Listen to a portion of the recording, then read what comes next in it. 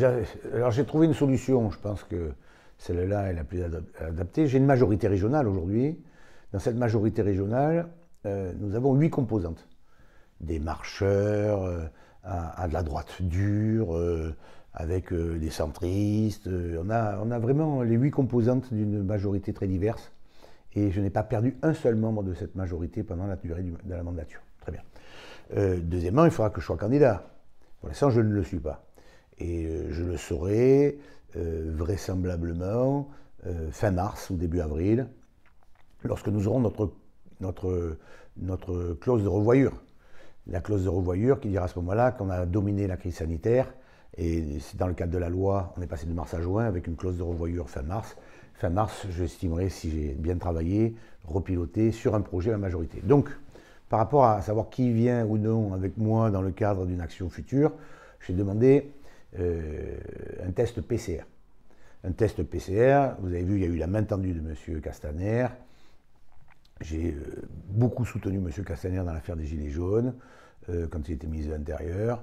Donc le test PCR, dans cette période de crise, avant de se toucher, il faut avoir un test pour le programme, c'est le P, quel est votre projet pour la région, c'est quelles sont vos compétences quand même, hein, parce qu'il vaut mieux avoir des gens compétents, et est-ce que nous avons les mêmes valeurs républicaines.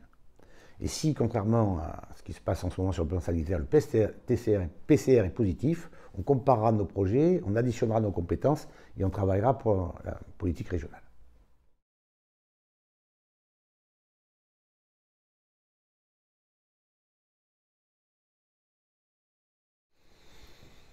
Écoutez, ce que je sais, c'est que hier, c'était hier. Aujourd'hui, il n'y a pas de candidat désigné d'aucune famille politique. Je n'ai personne en face de moi ou en face de nous. Peut-être parce qu'on travaille bien. On verra si on a ce sentiment. Nous avons quand même 3 sondages qui sont sortis, même s'il faut être très prudent sur les sondages, où systématiquement on gagne en triangulaire ou en quadrangulaire, quels que soient les cas de figure des personnalités présentées. Ce qui veut dire que globalement, ça change complètement depuis tous les sondages qui ont eu lieu depuis l'époque de M. Léotard, c'est pas hier quand même. Où systématiquement dans tous les sondages pour les candidatures régionales, nous étions toujours perdants, triangulaire ou quadrangulaire. Là, 3 fois de suite, nous sommes gagnants. Ce qui veut dire qu'il y a une évolution de valorisation de notre travail et non pas de dégagisme.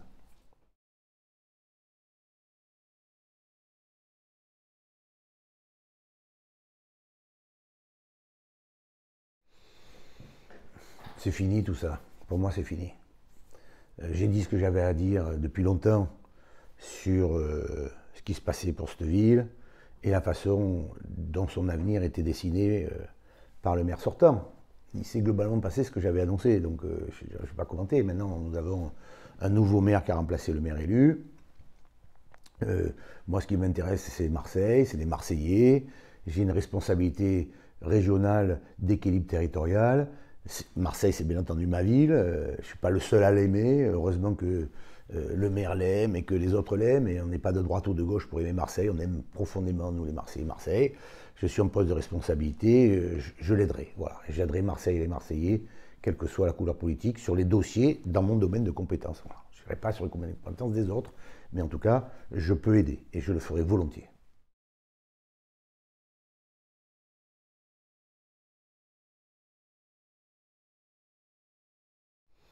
On va voir dans la durée, mais c'est vrai qu'aujourd'hui, on n'a pas d'incarnation. Vraisemblablement parce qu'on a perdu l'élection imperdable face à M. Macron la dernière fois.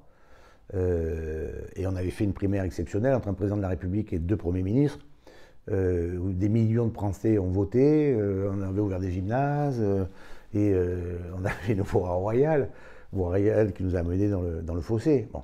Mais notre sensibilité politique existe, nous pilotons le Sénat, nous avons une majorité dans les maires, dans les départements, dans les régions de France, nous avons des personnalités de très grand niveau en tant que personnalité politique, mais on n'a pas d'incarnation aujourd'hui, et je tiens en tout cas à saluer le travail de M. Jacob, qui fait un travail remarquable pour cimenter notre famille politique qui ne se divise pas. Et donc on verra d'ici la fin de l'année si une personnalité politique émerge, et je ne doute pas qu'on ait des capacités, mais aujourd'hui on est effectivement, peut-être à cause de la crise, allez savoir pour les raisons dont je vous ai parlé, mais en tout cas nous n'avons pas d'incarnation très clairement affichée.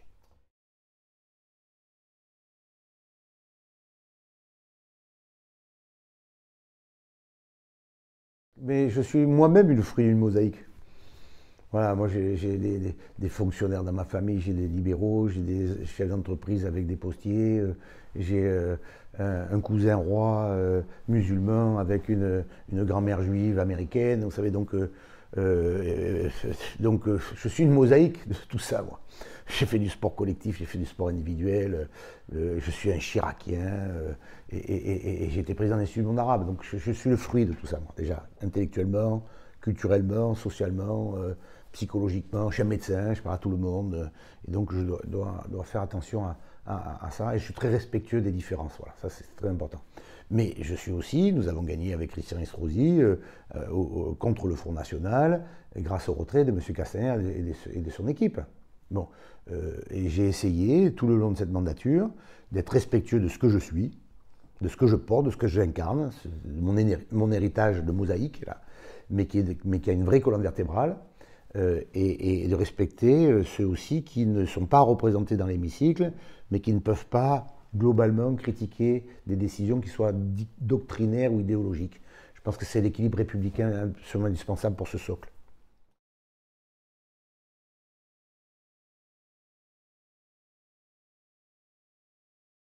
Est-ce qu'il va réussir la communication? On verra.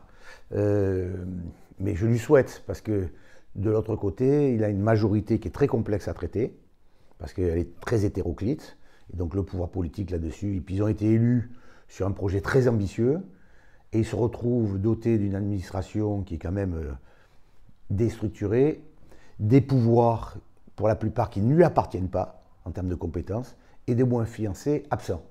Ce qui veut dire qu'il a du travail hein, pour réussir. Mais il faut souhaiter que Marseille réussisse. Hein. Je fais très attention à ça. Hein. Il faut souhaiter que Marseille réussisse. Donc moi, je l'aiderai. Hein, parce qu'on ne peut pas avoir la ville capitale, la ville régionale, la ville que j'aime en plus, mais qui est le siège d'Aix-Marseille Université, qui porte un nom de dimension internationale, qui a une capitale méditerranéenne, s'écrouler. Hein. Donc il faut vraiment tenir compte de Marseille. Et je ferai en sorte d'ailleurs, je le dirai au maire, mais je le dirai au gouvernement, faut arrêter la venue des ministres qui se promènent ici. Quoi. Voilà. Ils viennent, ils apportent, ils ne viennent pas les mains vides. Hein. Voilà. Marseille a besoin d'aide et pas de promeneurs.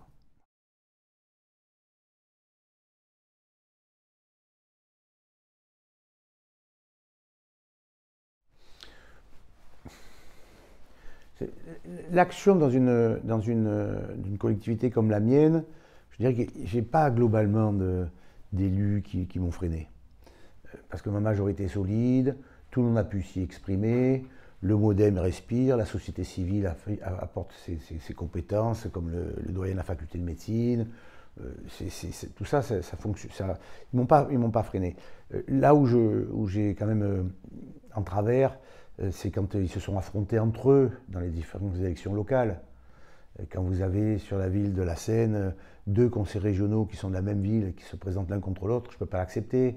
Quand vous avez à Plan de Cuques, à Allo, pardon, vous vous retrouvez avec une conseillère régionale qui se présente contre quelqu'un qui a fabriqué elle-même, je ne peux pas l'accepter.